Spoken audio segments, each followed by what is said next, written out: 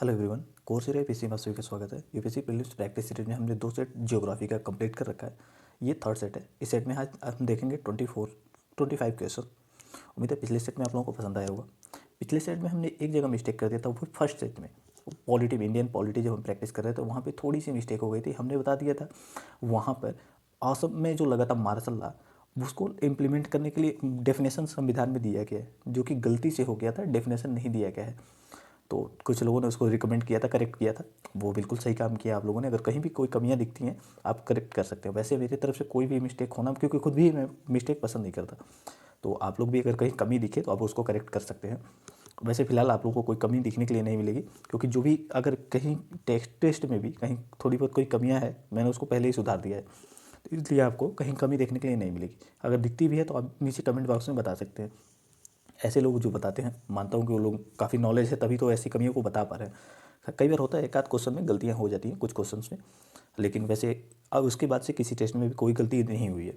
तो चलिए आज का पहला क्वेश्चन देखते हैं। पहला दिया हुआ है, निम्नलिखित कथनों पर विचार कीजिए। कथन एक दिया हुआ है, अफ्रीका के पूर्वी तट के साथ भूमध्य रेखीय जेट प्रवाह भारत के पश्चिमी तट पर होने वाली वर्षा की अधिक तीव्रता को प्रभावित करती है। दूसरा दिया हुआ है, पश्चिमी घाट के आसपास होने वाली अधिकांश वर्षा पर्वतीय होती है। बताइए इनमें से कौन सा कथन सही है। उम्मीद है सभी लोगों ने आंसर लगा लिया होगा। अफ्रीका के पूर्वी तट के साथ भूमध्य रेखीय जेट प्रवाह भारत के पश्चिमी तट पर होने वाली वर्षा की तीव्रता को प्रभावित करती है। ये बिल्कुल सही बात है। आप देखेंगे सोमाली करंट वहाँ पे चलती है, सोमाली जेट स्ट्रीम, वो कहीं ना कहीं इंडियन मानसून को बूस्ट कर देती है। आप देखेंगे कुछ इस तरीके से है। अफ्रीका का कोस्ट यहाँ पे पड़ता है सोमाली। अब यहाँ पे सोमाली जेट स्ट्रीम चलती है, ये इंडियन मानसून को, मतलब ये भी जैसे मानसून अपना शिफ्ट करता है ना, दोनों की दिशाएं चेंज होती है, इसी तरह से इस जेट स्ट्रीम की भी दिशाएं चेंज होती है और ये इंडियन मानसून को काफ़ी बूस्ट कर देता है। तो हमारा यहाँ पे देखेंगे कुछ बहुत पतला हो गया, इतना पतला इंडियन है ये। तो इस तरीके से है हमारा जो, तो यहाँ पे मानसून को जो आती है बूस्ट कर देता है ये सोमालीकरण। तो बिल्कुल सही बात है, पहले कथन में तो सही दिया हुआ है कि ये इंडियन मानसून को बूस्ट करता है, तो बिल्कुल सही है। अगर दूसरे कथन की बात करें, पश्चिमी घाट के आसपास होने वाली अधिकांश वर्षा क्या है, पर्वतीय है, ये भी बिल्कुल सही है। तो हमारा दोनों कथन बिल्कुल सही हो जाता है यहाँ पे। क्यों? क्योंकि आर्द्र पवने जब देखेंगे आप वेस्टर्न घाट की बात करेंगे तो ये काफ़ी शार्प है, सीधा है एकदम। अब वहीं इसके पूर्वी तरफ देखेंगे तो ये सीढ़ीदार है। तो जब हवाएं यहाँ से जाती हैं ऊपर, संघनित होकर के बारिश करती हैं यहाँ पे काफ़ी अच्छी खासा मात्रा में, तो पर्वतीय वर्षा यहाँ पे होता है, हमारा सही है सी। चलिए अगला हम लोग देखते हैं। अगला दिया हुआ है, निम्नलिखित कथनों पर विचार कीजिए। एक दिया हुआ है, दक्कन ट्रैप बेसाल्ट सेल से बना हुआ है। दूसरा दिया हुआ है, प्रायद्वीपीय मृदाएं सामान्यतः अधिक उपजाऊ होती हैं। तो बताइए इनमें से कौन सा कथन सही है। उम्मीद है सभी लोगों ने इसको लगा रखा होगा। जिन लोगों ने सी माना है उनका बिल्कुल गलत है। क्यों सी गलत है? ये हमारे यहाँ सही होगा। क्यों? क्योंकि यहाँ प्रायद्वीपीय मृदा को अधिक उपजाऊ बताया गया है। जो कि प्रायद्वीपीय मृदा कौन सी अधिकतम है, लैटराइट है और लाल मृदा है, तो ये अत्यधिक उपजाऊ नहीं होती हैं। यहाँ पे अगर दक्कन ट्रैप में देखेंगे तो यहाँ पे रेगुर मृदा है, या फिर रेगुर मृदा के बजाय लाल मृदा कह, काली मृदा कह सकते हैं, सॉरी लाल मृदा नहीं, काली मृदा कह सकते हैं, कपासी मृदा कह सकते हैं। ये दक्कन ट्रैप के रीजन में पाई जाती है, जो कपास के उत्पादन के लिए काफ़ी महत्वपूर्ण होती है। मूंगफली भी यहाँ पे होता है। तो हमारा दूसरा कथन गलत है, क्योंकि अधिक उपजाऊ नहीं होती है। तो पहला हमारा सही है, ये हमारा करेक्ट आंसर होता है। अगर आपने ये लगाया था तो आपका बिल्कुल सही है। ये बस वैसे ट्रैप के लिए हमने सी बोल दिया था। देख कितने लोग एक्टिव होकर के इस चीज़ को कोशिश करते हैं कि हमने गलत बता दिया, लेकिन गलत नहीं था, इसका आंसर सही ए है। चलिए अगला देखते हैं। निम्नलिखित में से कौन सी गहन निर्वाह कृषि की विशेषता है। आपसे पूछा गया है गहन निर्वाह कृषि की विशेषताएं, पूछा गया है यहाँ पे। ऐसे यूपीएससी हर साल पूछती है किसी न किसी चीज़ के लिए करके विशेषताएं, जैसे कि कोरल रीफ की विशेषता है, उसके लिए इकोलॉजी कौन सी होनी चाहिए। ठीक उसी तरीके से अगर धान की बात, गेहूं की बात कर लें, गेहूं के लेकर के कंडीशन को पूछ लिया जाता है, किन कंडीशनों में होता है। तो ये चीज़ें आपको याद रहना चाहिए। चलिए यहाँ पे पूछा गया गहन की निर्वाह कृषि के बारे में। अधिक जनसंख्या के कारण भूमि पर दबाव, दूसरा दिया है श्रम गहन, और तीसरा दिया कीटनाशक उर्वरकों का उपयोग। तो बताइए इनमें से कौन सा कथन सही है। उम्मीद है सभी लोगों ने आंसर लगा लिया होगा। जिन लोगों ने डी लगाया बिल्कुल सही है। देखिए हमारे वहाँ लगातार भूमि का जो है अनुपात गिरता जा रहा है, प्रति व्यक्ति कितने लैंड है इसके अनुपात गिरता जा रहा है। ऐसे में क्या होगा, छोटी सी भूमि होगी, लोग निर्वाह कृषि करना शुरू कर देंगे वहाँ पर। और जब निर्वाह कृषि होती है तो छोटी सी भूमि में अत्यधिक उत्पादन करने का प्रयास किया जाता है। तो अधिक जनसंख्या के कारण भूमि पर दबाव बिल्कुल सही है। श्रम गहन होता है, क्योंकि छोटी सी भूमि पर खुद ही लोग काम करते हैं, 2 लोगों की जगह 4 लोग काम करते हैं, पूरी फैमिली मिलकर काम करते हैं, श्रम गहन भी होता है। कीटनाशकों का उपयोग भी इसमें सम्मिलित है, हमारा डी सही हो जाएगा। चलिए अगला क्वेश्चन देखते हैं। अगला दिया निम्नलिखित कथनों पर विचार कीजिए। कथन एक दिया हुआ, वन्य जीव संरक्षण अधिनियम 1972 के अंतर्गत पहली अनुसूची संकटग्रस्त पादपों और जीवों दोनों को सुरक्षा प्रदान करती है, जबकि दूसरा दिया हुआ खतरनाक एवं अन्य अपशिष्ट संशोधन अधिनियम 2019 पर्यावरण संरक्षण अधिनियम 1986 के अंतर्गत जारी किए गए हैं। तो बताइए इनमें से कौन सा कथन सही है। उम्मीद है सभी लोगों ने आंसर यहाँ पे लगा लिया होगा। अगर आपने यहाँ नोटिस किया होगा कि ये पादप और वन्य जीव दोनों को संरक्षण देता है, तो बिल्कुल गलत बात है। ये पादप और वन्य जीव दोनों को नहीं देता है। पहली बात अब इसमें देखेंगे तो कितनी सूचियाँ, 1 से लेकर 6 तक, 1 से लेकर 5 तक अगर देखेंगे तो 1 से 5 तक ये किसके लिए, वन्य जीवों के लिए है। और 6 जो है ये प्लांट्स के लिए है, प्लांट्स के लिए 6 है। तो इसमें जो दे दिया था कि एक ही साथ है, करेक्ट, सी जो है 6 प्लांट्स के लिए है और एनिमल के लिए 1 से 5 तक है एनिमल। तो हमारा सही हो जाएगा यहाँ पर। पहला तो गलत है क्योंकि यहाँ पे दे दिया है जो प्रथम पहली अनुसूची संकटग्रस्त पादप एवं जीव दोनों के लिए, तो बिल्कुल गलत है। केवल जीवों के लिए 1 से लेकर 5 तक है। और 6 में क्या हुआ है, इनमें उन पौधों की चर्चा की गई है जिनके मतलब इनके आपको रोपण के लिए परमिशन लेना पड़ेगा, स्पेशल लाइसेंस लेना पड़ेगा। और इसमें अगर देखेंगे 5 में पूछा जाता है बर्मिन घोषित करने के लिए प्रोविजन किस में किया गया है, तो 5वीं अनुसूची में किया गया है। तो देखेंगे यहाँ पे 5 अनुसूचियाँ हैं, 5वीं में किया गया बर्मिन घोषित करने का प्रोविजन। तो हमारा यहाँ तक तो पहला आपको कंफर्म हो गया होगा। दूसरे की बात करें, खतरनाक एवं अन्य अपशिष्ट संशोधन अधिनियम 2019 पर्यावरण संरक्षण अधिनियम 1986 के अंतर्गत जारी किए हैं, ये बिल्कुल सही है। हमारा बी आंसर सही है।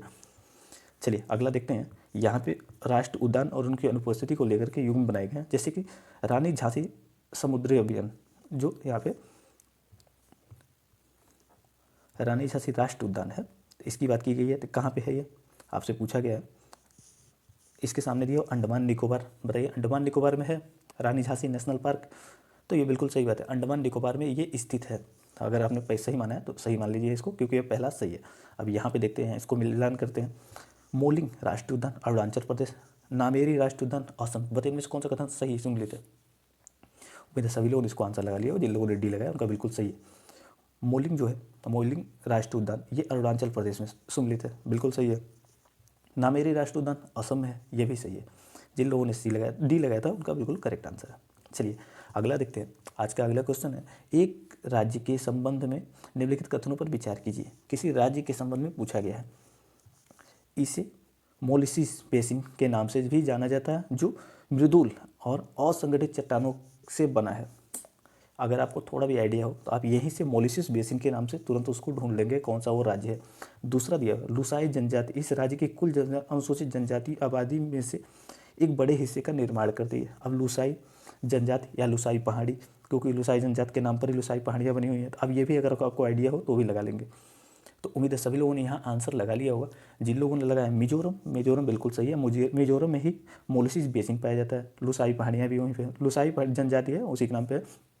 तो हमारा सही आंसर यहाँ पे हो जाता है डी, डी करेक्ट आंसर है। अगर आप देखेंगे यहाँ पे लुसाई जनजाति जो है इसकी जनसंख्या में कितनी परसेंट का योगदान देती है, 77% लगभग योगदान करती है। और यहाँ पे अन्य ट्राइब है जैसे चकमा ट्राइब्स यहीं पे पाई जाती हैं। तो पूछ लिया था चकमा ट्राइब किस राज्य की है, तो मिजोरम की है। तो हमारा डी आंसर यहाँ पे सही हो जाता है। चलिए अगला देखते हैं। अगला दिया हुआ भारत में पाए जाने वाले निम्नलिखित पौधों में से कौन से कीटभक्षी हैं। अब आपसे पूछ रहे हैं कीटभक्षी क्यों, इन जो पौधे होते हैं कीटों का भक्षण क्यों करते हैं, ये आपको बताना है। जैसे कि ये ड्रासेरा, एल्ड्रोवांडा और नेफेथेंस। और चौथा दिया हुआ है यूट्रिकुलेरिया, यूट्रिकुलेरिया। तो बताइए इनमें से कौन से पौधे ऐसे हैं जो कीटभक्षी हैं, नाइट्रोजन के लिए अब कीटों का भक्षण करते हैं। ये उन जगहों पर पाए जाएंगे जिन मृदा में नाइट्रोजन की मात्रा बेहद कम होती है, तो उसके लिए ये क्या करते हैं, कीटों का भक्षण करते हैं। तो बताइए इनमें से कौन सा कथन सही है। उम्मीद है सभी लोगों ने आंसर लगा लिया होगा। जिन लोगों ने डी लगाया बिल्कुल सही है। ये सभी जो हैं ये कीट भक्षी पौधे हैं। आप इनका नाम याद रख सकते हैं। कुछ ऐसे जो होते हैं इन्वेसिव स्पीसीज, उनका भी नाम याद रख सकते हैं, क्योंकि यूपीएससी का बहुत फेवरेट है, आजकल बहुत पूछते हैं। तो इन्वेसिव स्पीसीज के बारे में भी, एलियन स्पीसीज उसको कहते हैं, उसके बारे में भी थोड़ा सा ध्यान रख सकते हैं। चलिए अगला है मृदा परिरक्षण के संदर्भ में निम्नलिखित कथनों पर विचार कीजिए। कथन एक दिया हुआ, यह वानिकी उद्योग में उपयोग की जाने वाली तकनीक है जो अन्य प्रजातियों की तुलना में कुछ प्रजातियों के विकास को बढ़ावा देती है। कौन सा, मृदा परिरक्षण। जबकि दूसरा दिया हुआ है ऐसी मृदा होना चाहिए, ऐसी मृदा में कार्बनिक पदार्थ मिलाकर किया जाता है। क्या किया जाता है, इसका मतलब खेती की जाती है कार्बनिक पदार्थ मिला के। तो बताइए इनमें से कौन सा कथन सही है। उम्मीद है सभी लोगों ने आंसर लगा लिया होगा। जिन लोगों ने सी लगाया बिल्कुल सही है। देखिए मृदा परिरक्षण क्या है, ये प्रतिलोमी उर्वरक इसमें उर्वरता को कम कर दिया जाता है। क्यों ऐसा किया जाता है? ताकि अन्य जो खरपतवार हैं वो उत्पन्न ना होने पाए। मिट्टी के अंदर पोषक तत्वों को की कमी कर दी जाती है। इसके मतलब यहाँ पे देखेंगे परिक्षीणन मृदा परिक्षीणन, छीड़न मतलब होता है कि कमी करना, छीड़ हो जाना, तो मृदा परिक्षीणन। तो इसमें क्या किया जाता है? पोषक तत्वों को कम कर दिया जाता है। यह वानिकी उद्योग में उपयोग की जाने वाली एक तकनीक है जो अन्य प्रजातियों की तुलना में कुछ प्रजातियों के लिए विकास को बढ़ावा देती है ताकि घास वगैरह न बढ़ पाएँ और पौधे ही केवल बढ़ पाएँ। इसमें ऐसी मृदा में कार्बनिक पदार्थ मिलाकर किया जाता है। तो दोनों कथन सही है, इसमें कार्बनिक पदार्थ मिला दिया जाता है ताकि ग्रो उनका अच्छा खासा हो सके। चलिए नेक्स्ट क्वेश्चन है, भारतीय जैव विविधता के संदर्भ में निम्नलिखित कथनों पर विचार कीजिए। आपको इंडियन डाइवर्सिटी के बारे में पूछा गया, तो बताइए इनमें से कौन सा कथन सही है। जैसे कि पहला दिया हुआ है, हिमालय भारत में मलय जैव विविधता परिमंडल का प्रतिनिधित्व करता है, जबकि दूसरा दिया हुआ है, भारत में अल्पाइन घास भूमि बायो में पाया जाता है। देखिए भारत में अल्पाइन घास भूमि बायोम भी पाया जाता है। तो बताइए इनमें से कौन सा कथन सही है। उम्मीद है सभी लोगों ने आंसर लगा लिया होगा। अगर पहले कथन की बात करें, यहाँ पे दिया हिमालय भारत में मलय जैव भौगोलिक परिमंडल का प्रतिनिधित्व करता है, तो बिल्कुल गलत है। देखिए यहाँ पे अगर हम देखेंगे तो हिमालय खुद ही एक क्या है, जैव भौगोलिक परिमंडल है और मलय भी एक है, तो कैसे दोनों का हो सकता है प्रतिनिधित्व? बिल्कुल गलत है, यहाँ दोनों अलग अलग हैं। तो हमारा पहला क्वेश्चन कथन ऑप्शन तो गलत हो गया। भारत में अल्पाइन घास भूम बायोम भी पाए जाते हैं, तो बिल्कुल सही है। अगर देखेंगे तो भारत में 5 बायोम पाए जाते हैं, उनमें से अल्पाइन घास बायोम भी एक बायोम है। हमारा 20 सही हो जाएगा। अगर इनकी बात करेंगे, उष्णकटिबंधीय आर्द्र पर्णपाती वन, उष्णकटिबंधीय पर्णपाती वन और उष्णकटिबंधीय उष्ण मरुस्थली भी होता है, ये भी हो सकता है, और शंकुधारी वन ये भी है, अल्पाइन भी है। तो पाँचों हमारे वहाँ पाए जाते हैं, तो हमारा बी आंसर करेक्ट हो जाएगा। जिन लोगों ने बी लगाया था उनका बिल्कुल करेक्ट है। चलिए अगला देखते हैं। आप अपने बेसिक बुक्स में भी इस चीज़ को थोड़ा सा एक बार रिकॉल कर सकते हैं। जैसे कि पहला दिया हुआ है, ज्वार एवं बाजरा मानसून के दौरान बोए जाते हैं और खरीफ फसलें हैं, जबकि दूसरा दिया हुआ है, गन्ने की फसल को अपने जीवन चक्र को पूरा करने के लिए 2 वर्ष की आवश्यकता होती है। बताइए इनमें से कौन सा कथन सही है। उम्मीद है सभी लोगों ने आंसर लगा लिया होगा। और पहले कथन की हम बात करें तो ज्वार होता है, बाजरा होता है, ये मानसून के दौरान बोए जाते हैं और खरीफ फसलें हैं। क्या सही है? बिल्कुल सही है पहला ऑप्शन। और याद रखिएगा 2023 को क्या घोषित किया गया? मिलेट्स ईयर घोषित किया गया है। और किसने किया? UNGA ने किया। ये बातें भी याद रखें, इसलिए ऐसे क्वेश्चन काफ़ी महत्वपूर्ण हो जाते हैं। दूसरा दिया हुआ है, गन्ने की फसल के लिए अपने जीवन चक्र को पूरा करने के लिए 2 वर्ष की आवश्यकता होती है। अगर आप ग्रामीण क्षेत्र से संबंध रखते होंगे तो आपको थोड़ा सा आइडिया होगा कि जो गन्ने की फसलें होती हैं क्या 2 वर्ष लेती हैं? नहीं, 1 वर्ष के समय लेती हैं। 1 वर्ष में इनका प्रोडक्शन हो जाता है। अगर 2 वर्ष लगता तो कोई किसान इनकी खेती ही नहीं करे। तो हमारा सही आंसर हो गया ए।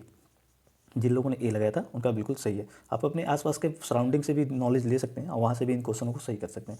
जैसे कि दिया है यहाँ पे, शून्य जुताई के संदर्भ में निम्नलिखित कथनों पर विचार कीजिए।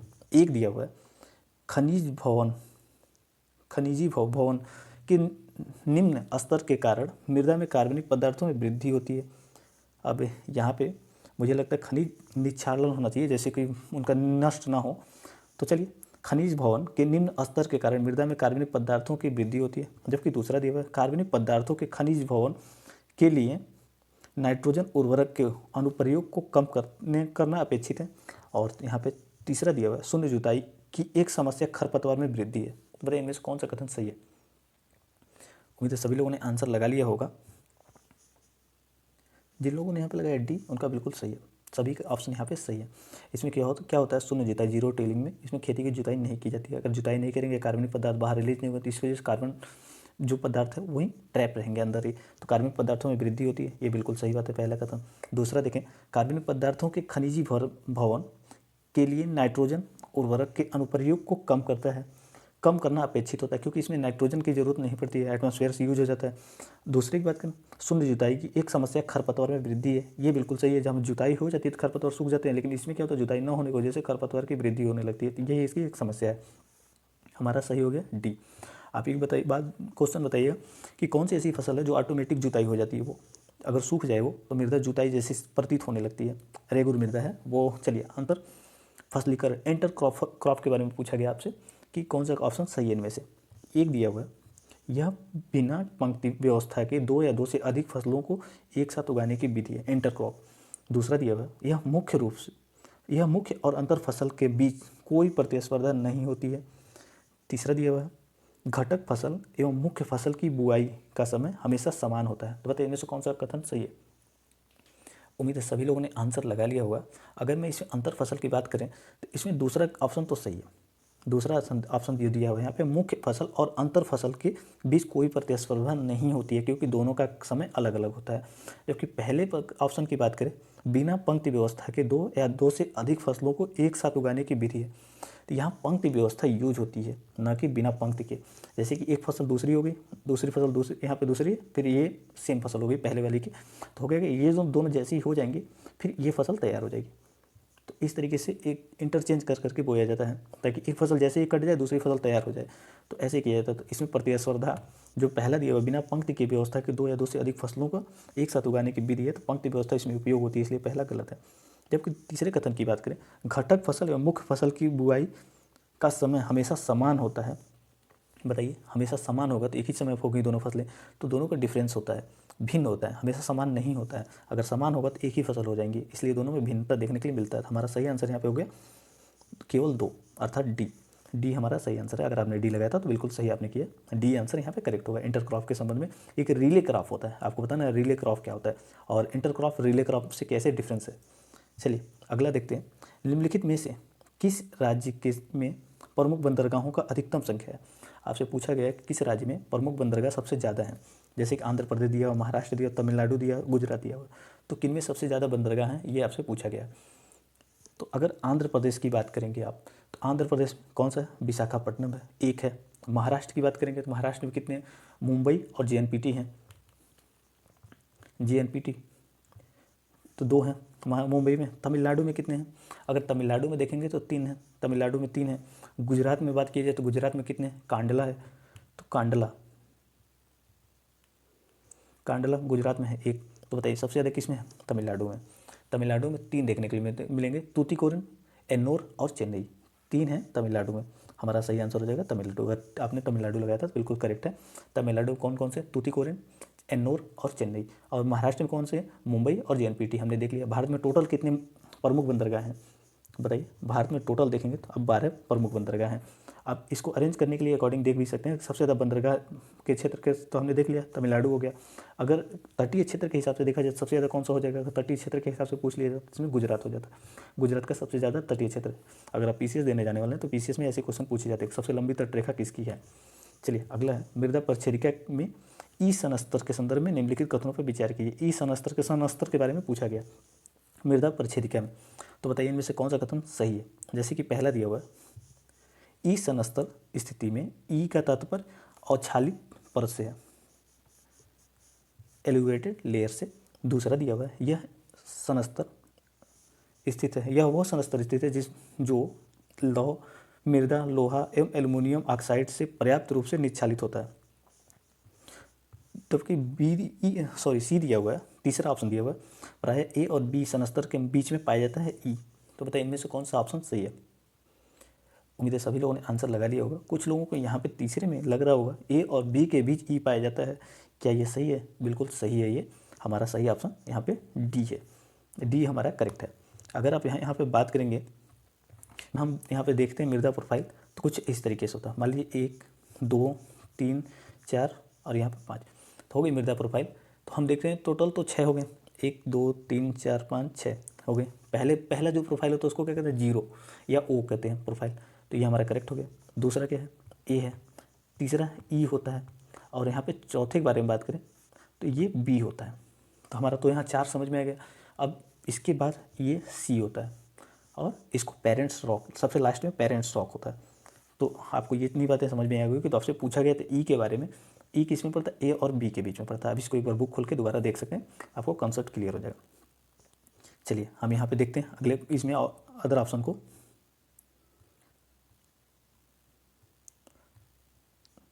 तो आप यहाँ देख सकते हैं पूछा दिया था ये प्रायः A और B सनस्तर के बीच में पाया जाता है, बिल्कुल सही है। A और B के बीच में पाया जाता है, इसलिए हमारा डी ऑप्शन सही था।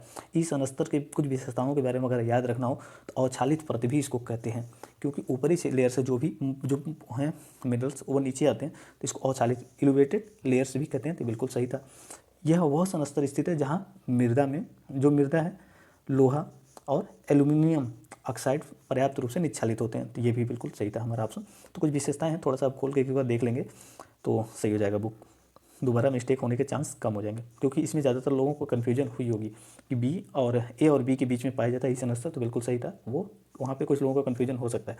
जैसे अगला क्वेश्चन दिया हुआ, फसलों और मृदा के संदर्भ में निम्नलिखित कथनों पर विचार कीजिए। कथन एक दिया हुआ, रेगुर मृदा कपास की खेती के लिए सबसे प्रयुक्त होता है।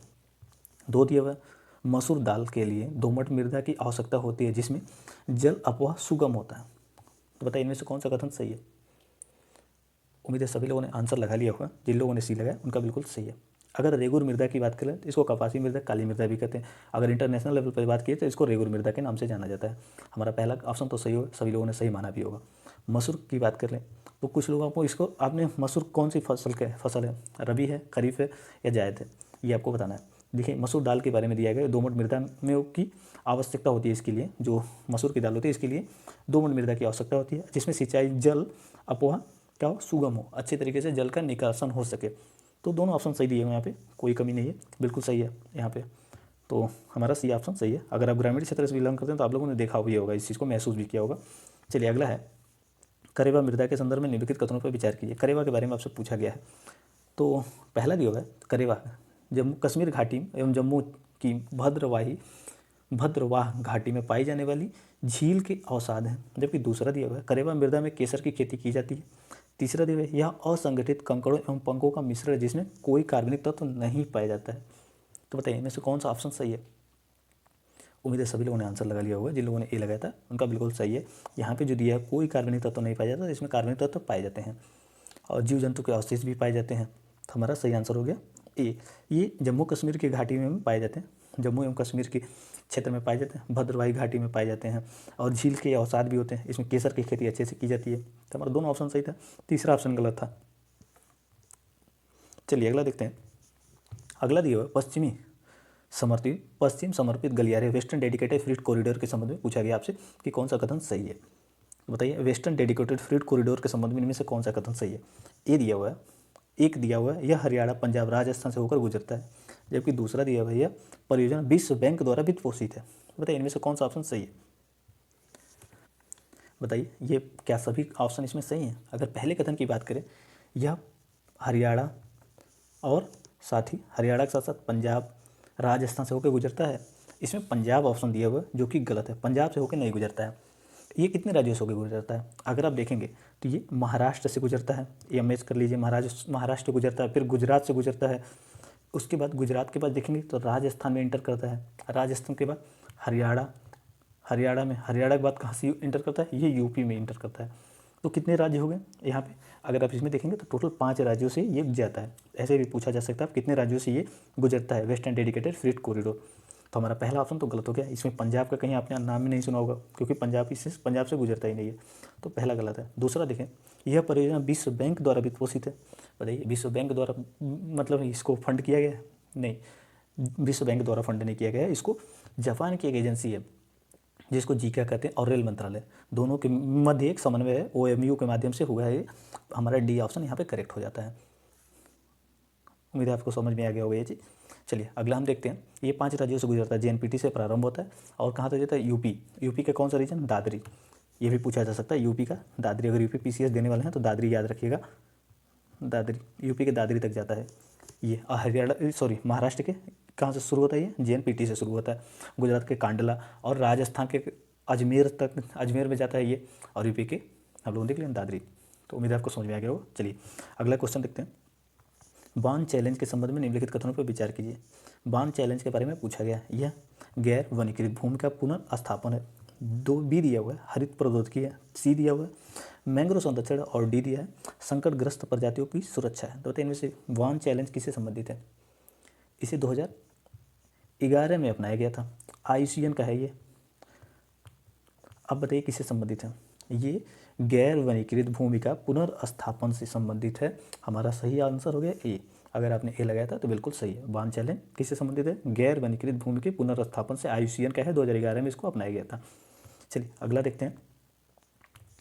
अगला दिया हुआ है, निम्नलिखित में से किस पारिस्थितिकी तंत्र को तटीय क्षेत्र के अंग के रूप में वर्गीकृत किया गया है। अब इसमें से पूछा गया आपसे किस पारिस्थितिकी तंत्र को तटीय क्षेत्र के अंग के रूप में वर्गीकृत किया गया है। जैसे एक दिया हुआ समुद्री घास, 2 दिया हुआ लवण कच्छ, 3 दिया हुआ समुद्री शैवाल, 4 दिया मैंग्रोव और 5 दिया आर्द्रभूमि। तो बताइए इनमें से किसको 30 इकोसिस्टम के संदर्भ में वर्गीकृत किया गया। उम्मीद है सभी लोगों ने इसको आंसर लगा लिया होगा। तो जिन लोगों ने लगाया डी उनका बिल्कुल सही है। इसमें सभी को क्या किया गया 30 जो है परिस्थिति के अंग के रूप में इसको डिवाइड किया गया। मतलब ये सभी चीज़ें मतलब कोस्टल रीजन में आपको देखने के लिए मिल जाएगी, जैसे कि समुद्री घास, लवण कच्छ एवं समुद्री शैवाल, मैंग्रोव और आर्द्रभूमियाँ, ये सभी देखने के लिए मिलती है। तो हमारा सही आंसर यहाँ पे हो गया डी। जिन लोगों ने डी लगाया था उनका बिल्कुल करेक्ट है। चलिए अगला देखते हैं। अगला दिया हुआ है जलोढ़ मृदा के संदर्भ में निम्नलिखित कथनों पर विचार कीजिए। जलोढ़ मृदा के संबंध में आपसे पूछा गया। कथन 1 दिया हुआ है जलोढ़ मृदा में फास्फोरस प्रचुर मात्रा में पाया जाता है, जबकि 2 दिया हुआ बांगर पुराने जलोढ़ मृदा का प्रतिनिधित्व करता है और मुख्यतः बाढ़ पीड़ित मैदानों से दूर पाया जाता है। तीसरा दिया हुआ है जलोढ़ मृदा में बालू की मात्रा पश्चिम से पूर्व की ओर बढ़ती जाती है। बताइए इनमें से कौन सा ऑप्शन सही है। अगर हम यहाँ पे बात करें पहले ऑप्शन की, जलोढ़ मृदा में फास्फोरस प्रचुर मात्रा में पाया जाता है, तो क्या सही है बताइए। ये बिल्कुल गलत है। फास्फोरस की मात्रा कम पाई जाती है। पोटास की मात्रा, अगर यहाँ पे फास्फोरस की जगह पोटास होता, पोटास तो करेक्ट हो जाता। यहाँ पे फास्फोरस दिया इसलिए गलत है पहला। दूसरे की बात करें बांगर जो होती है वो पुरानी जलोढ़ मृदा होती है, ये सभी को पता होगा। ये सामान्यतः बाढ़ग्रस्त मैदानों से दूर पाई जाती है, तभी तो पुरानी मृदा है। दूसरा सही है। तीसरे की बात करें जलोढ़ मृदा में बालू की मात्रा पश्चिम से पूर्व की ओर बढ़ती जाती है, ये बिल्कुल गलत है, घटती जाती है। पश्चिम से पूर्व की तरफ देखेंगे तो जलोढ़ मृदा घटती चली जाती है। जैसे कि आप देखेंगे पश्चिमी उत्तर प्रदेश, फिर पूर्वी उत्तर प्रदेश, फिर बिहार, तो जैसे जैसे उधर जाएंगे तो क्या होता है जलोढ़ मृदा की मात्रा पश्चिम से पूर्व की ओर बढ़ती जाती है। यहाँ पे दिया बालू की मात्रा, जलोढ़ मृदा में बालू की मात्रा नहीं, मृदा की मात्रा बढ़ती है, बालू की मात्रा नहीं, इसलिए हमारा तीसरा गलत हो जाता है। सही आंसर है तो बी। यहाँ पे दिया बालू की मात्रा, आप देखेंगे वेस्टर्न यूपी में यहाँ बालू की मात्रा अधिक देखने के लिए मिली, लेकिन पूर्वी यूपी में कम, उससे ज़्यादा कम कहाँ देखने में बिहार के रीजन में, क्योंकि वो ज़्यादा ईस्ट की तरफ है और उधर नदियाँ कई सारी लाती हैं, हमेशा नई मृदा लाती हैं, तो क्या है खादर रीजन है। तो हमारा सही आंसर बी है। चलिए नेक्स्ट देखते हैं। अगला दिया हुआ मृदा अपरदन के संदर्भ में निम्नलिखित कथनों पर विचार कीजिए। कथन 1 दिया हुआ परत अपरदन समतल भूमियों पर मूसलाधार वर्षा के बाद होता है और इसमें मृदा का परत हटाना आसानी से दिखाई नहीं देता है। जबकि दूसरा दिया हुआ है अवनलिका अपरदन सामान्यतः तीव्र ढालों पर होता है। तो बताना है कोई इनमें से कौन सा ऑप्शन सही है, बताइए इनमें से कौन सा सही है। अगर परत अपरदन की बात किया जाए तो ये समतल भूमियों पर मूसलाधार वर्षा के बाद होती है और इसमें मृदा द्वारा हटाई गई जो परत होती है वो आसानी से देखा नहीं जा सकता। दूसरे की बात करें अवनलिका अपरदन सामान्यतः तीव्र ढालों पे होता है। अगर समतल भूमियों पे देखेंगे तो बारिश होता है बहुत तेज़ी से, तो धीरे धीरे पहली परत हटती चली जाती है और किसी को एहसास भी नहीं होता यहाँ से परत हट गई है। तो बिल्कुल सही बात है, दिया हुआ है परत अपरदन समतल भूमियों पर मूसलाधार वर्षा के बाद और इसमें मृदा द्वारा हटाना आसानी से दिखाई नहीं देता। अगर मृदा जो हटती है वो पहली लेयर वो आसानी से दिखती नहीं है, इसीलिए मृदा की उर्वरक जो क्षमता है वो कम हो जाती है, इसकी वजह से उर्वरता उसकी गिर जाती है। इसके लिए क्या किया था, मेड़ पे पेड़ लगाया जाता ताकि मृदा अपरदन रुक जाए। फिर दूसरे ऑप्शन की बात करें अवनलिका अपरदन सामान्यतः तीव्र ढालों पे होता है, ये बिल्कुल सही है, तीव्र ढालों पे ही होता है। हमारा ऑप्शन सही हो जाएगा सी यहाँ पे करेक्ट आंसर हो जाएगा। जिन लोगों ने सी लगाया था उनका बिल्कुल सही है। चलिए नेक्स्ट ऑप्शन देखते हैं, क्वेश्चन देखते हैं। निम्नलिखित में से किन देशों की सीमाएं पीत सागर येलो सागर से लगती हैं। ये दिया हुआ है 1 उत्तर कोरिया, 2 दिया हुआ दक्षिण कोरिया, 3 दिया फिलीपींस और 4 दिया जापान, 5 दिया चीन। तो बताइए किसकी सीमा येलो सागर से लगती है। उम्मीद है सभी लोगों ने आंसर लगा लिया होगा। इनमें अगर हम बात करें तो फिलीपींस काफ़ी नीचे पड़ता है, इसकी सीमा नहीं लगती है। जापान इसकी भी सीमा नहीं लगती है, बाकी तीनों की लगती है। हमारा वो 1, 2 और 5, 1, 2, 5 डी में दिया हुआ, डी हमारा करेक्ट हो जाता है। फिलीपींस की सीमा नहीं लगती है येलो सागर से और साथ ही जापान की भी नहीं लगती है। चलिए अगला क्वेश्चन देखते हैं। स्वच्छंद उद्योग के बारे में निम्नलिखित कथनों पर विचार कीजिए। स्वच्छंद उद्योग के बारे में पूछा गया। कथन 1 दिया हुआ है ये किसी विशिष्ट कच्चे माल पर निर्भर नहीं होते हैं। दूसरा दिया हुआ है इनमें कम श्रम बल संलग्न होता है, किसमें स्वच्छंद उद्योग में। तीसरा दिया हुआ है ये प्रदूषणकारी उद्योग होते हैं। बताइए इनमें से कौन सा ऑप्शन सही है। अगर हमें इसमें बात करें तो हमारा सही आंसर होगा ए। क्यों, क्योंकि ये प्रदूषणकारी उद्योग नहीं होते हैं। यहाँ पे दिया प्रदूषणकारी उद्योग होते हैं, इसलिए हमारा तीसरा ऑप्शन तो गलत हो गया। प्रदूषणकारी जो उद्योग दिया हुआ है गलत है, प्रदूषण इनसे समानता नहीं होता है। इसमें असेंबल वाले उद्योग हो सकते हैं या फिर जो कॉटन इंडस्ट्री है वो भी हो सकती है, क्योंकि उसमें क्या होता है स्वच्छंद उद्योग तो कच्चे माल की तरफ है, मार्केट की तरफ ही होंगे, ऑटोमेटिक कहीं भी स्थापित नहीं किए जा सकते। तो कच्चे माल यहाँ तक देखेंगे कपड़े वाला उद्योग तो नहीं हो सकता। इसमें अगर असेंबलिंग पार्ट्स जैसे कि फ़ोन हो गया, लैपटॉप हो गया, असेंबल करना है इसको, या फिर सॉफ्टवेयर इंडस्ट्री हो गई, आज के समय में जो डिजिटल एजुकेशन है ये भी हो गई, ये कहीं भी स्थापित की जा सकते हैं। इनके लिए कोई खास इंफ्रास्ट्रक्चर की ज़रूरत नहीं होती है, ये किसी भी रीजन में स्थापित किए जा सकते हैं अपने एक विशेष वहाँ का अनुकूल स्थापित करके, तो हमारा सही हो जाएगा। पहला देखें, ये किसी विशेष कच्चे माल पर निर्भर नहीं होती है, इसीलिए तो स्वच्छंद है, ये निर्भर है, डिपेंडेंट नहीं है किसी भी फैक्टर पे या मार्केट पे या फिर कच्चे माल पे, ये किसी भी रीजन पे बैठ के अपना काम कर सकती हैं। दूसरा देखें, इनमें कम श्रम बल की संलग्नता होती है, तो बिल्कुल सही है, कम ही लोग मिलकर के सारे काम कर लेते हैं। हमारा सही आंसर हो गया ए। चलिए, भार हास उद्योग की बात की जाती है तो किसमें होता है? भार हास, जिसमें कच्चे माल का वजन ज़्यादा होता है और जो फाइनल प्रोडक्ट होता है उसका भार कम होता है। तो गन्ना हो गया, यहाँ पे स्टील इंडस्ट्री हो गई, फिर एल्युमिनियम इंडस्ट्री हो गई, क्या है? भार हास उद्योग है। तो गैर भार हास उद्योग का पास हो जाएगा क्योंकि उसमें भार की कमी नहीं होती है। चलिए अगला देखते हैं, निम्नलिखित में से कौन से कारक जनसंख्या के वितरण को प्रभावित करते हैं? भू आकृतियाँ, खनिज, मृदा और शहरीकरण। बताइए इनमें से कौन से कारक हैं जो किसी रीजन के जनसंख्या वितरण को प्रभावित करते हैं? उम्मीद है सभी लोगों ने आंसर यहाँ लगा लिया होगा। अगर जिन लोगों ने डी लगाया बिल्कुल सही है। आप देखेंगे सामान्यतः राजस्थान की तरफ डेंसिटी कम है, वहीं देखेंगे तराई रीजन में, मतलब ये खास करके ये उत्तर प्रदेश समतल भूमियों में, तो यहाँ पे जनसंख्या घनत्व तो काफ़ी ज़्यादा देखने को मिलता है। खास करके दिल्ली जैसे शहरों में देखेंगे तो वहाँ पर और ज़्यादा डेंसिटी देखने को मिलता है। क्या रीजन है इसका? तो यहाँ देखेंगे भू आकृति, ये नेशनल कैपिटल है। यहाँ पे देखेंगे खनिज तो है नहीं कोई, लेकिन खनिज यहाँ पे है भी है, जैसे कि आप देखेंगे छोटा नागपुर के रीजन, वहाँ पे भी डेंसिटी काफ़ी ज़्यादा देखने को मिलती है क्योंकि लोगों को रोजगार मिलता है। मृदा, अगर ज़्यादा उपजाऊ मृदा हो, जैसे कि आप उत्तर प्रदेश बिहार का रीजन देखेंगे, उपजाऊ मृदा है, जलोढ़ मृदा है, तो ज़्यादा जनसंख्या देखने के लिए मिलती है। लोग कृषि पर ज़्यादा निर्भर है, श्रमिक भी ज़्यादा हैं, तो वहाँ पे भी देखने के लिए मिलता है। अगर शहरीकरण, जैसे कि दिल्ली की हमने बात की, दिल्ली में शहरीकरण को जैसे ज़्यादा डेंसिटी देखने को मिलता है। ये सभी फैक्टर ऐसे फैक्टर्स हैं जो किसी रीजन की जनसंख्या को निर्धारित करते हैं। अगर औद्योगिकरण होता तो भी इसमें सम्मिलित हो जाता। हमारा सही हो गया डी। उम्मीद है सबको समझ में आ गया होगा। चलिए अगला क्वेश्चन देखते हैं। यहाँ पे भारत में प्रवासन के संदर्भ में निम्नलिखित कथनों पर विचार कीजिए। माइग्रेशन के संदर्भ में आपसे पूछा गया है। ऑप्शन एक दिया हुआ, प्रवासन अस्थायी, अस्थायी और मौसमी हो सकता है, जबकि दूसरा दिया हुआ, प्रवास के प्रतिकर्ष कारकों में उद्गम स्थान पर रोजगार के अवसरों का अभाव या रहन सहन के निम्न स्थिति शामिल है। यहाँ प्रतिकर्ष के बारे में क्या गया? पहले दूसरा ऑप्शन। तीसरा देखें, भारत में स्त्रियों का सबसे अधिक प्रवास जो होता है विवाह के कारण होता है। तो बताइए इनमें से कौन सा ऑप्शन सही है? उम्मीद है सभी लोगों ने आंसर लगा लिया होगा। पहले ऑप्शन की बात करें, प्रवास अस्थायी, अस्थायी और मौसमी हो सकता है, बिल्कुल हो सकता है, इसमें कोई कन्फ्यूजन नहीं है। अब प्रतिकर्ष और होता है आकर्षक और प्रतिकर्ष, पुश एंड पुल फैक्टर आपने देखा होगा। यहाँ प्रतिकर्ष के बारे में पूछा गया, तो अगर किसी भी रीजन जहाँ से आप छोड़ करके आ रहे हैं वहाँ रोजगार का अभाव रहा होगा, या फिर रहन सहन स्तर निम्न रहा होगा तो आप छोड़ के आए हैं, या फिर ऐसा हो सकता है वहाँ पे महामारी आई हो, या फिर कोई आपदा हुई हो, या फिर संघर्ष हुआ हो, तो ये सभी प्रतिकर्ष कारक होते हैं। तो हमारा दूसरा ऑप्शन भी सही लग रहा है। तीसरे की बात करें तो देखिए तीसरा क्या होता है, भारत में स्त्रियों का सबसे अधिक क्या होता है? प्रवास विवाह के कारण होता है। बिल्कुल सही बात है, क्योंकि हमेशा अपने पिता के घर छोड़ करके पति के घर जाती हैं, इसकी वजह से उनका प्रवासन होता है, देखने के लिए मिलता है। तीनों ऑप्शन यहाँ पे सही लग रहा है। जिन लोगों ने तीनों सही लगाया, तीनों देखते हैं कौन सा है। डी यहाँ पे करेक्ट ऑप्शन है। जिन लोगों ने डी लगाया था उनका बिल्कुल सही है, उन्होंने डी लगा लिया होगा क्योंकि क्या आसान था, कोई खास जटिल नहीं था। तो चलिए इतना सेट देखने के लिए धन्यवाद। नेक्स्ट सेट में देखेंगे आगे के सेट क्वेश्चन।